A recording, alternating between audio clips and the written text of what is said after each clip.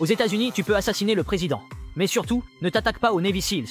En juin 2005, un membre des Seals a été brutalement tué par des combattants talibans. Le commandement américain a été choqué d'apprendre la nouvelle et a immédiatement dépêché les Seals stationnés en Afghanistan pour traquer et éliminer le chef taliban. Mais dès que l'hélicoptère Chinook de l'armée américaine est arrivé sur le site de la mission, il a été frappé par des roquettes des talibans, entraînant la mort de 16 membres des SEALs.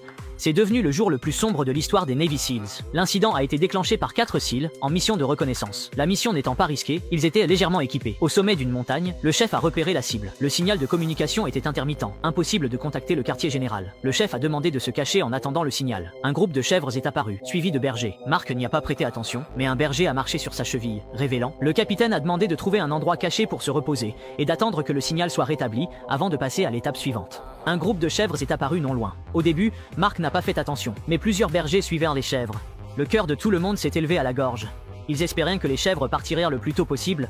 Malheureusement, un berger a marché sur la cheville de Mark, ce qui a exposé la position de tous les membres de l'équipe, et ils ont dû se lever et contrôler le berger. L'un des vieillards avait également un talkie-walkie caché sur lui, il est donc possible qu'il s'agisse d'espions talibans. Le capitaine a continué d'essayer de contacter le quartier général, mais il n'y avait toujours aucun signal. Désormais, ils n'ont plus que 2 choix. L'un est de tirer sur tous les bergers, mais cela viole également les règles d'engagement de l'armée américaine. Ils seront ensuite envoyés devant un tribunal militaire, et l'autre est de laisser partir les bergers, mais une fois qu'ils retourneraient pour donner l'alerte, non seulement la mission échouerait, mais ils seraient également attaqués par les talibans. Alors qu'ils discutèrent de ce qu'ils devaient faire, le jeune berger s'est soudainement levé et a essayé de s'enfuir. Heureusement, les SEALs ont réussi à le maîtriser à temps. Si cela continuait, il pourrait y avoir d'autres imprévus. Le chef a donc décidé de libérer les bergers, sans se rendre compte que cette décision allait leur causer de graves problèmes.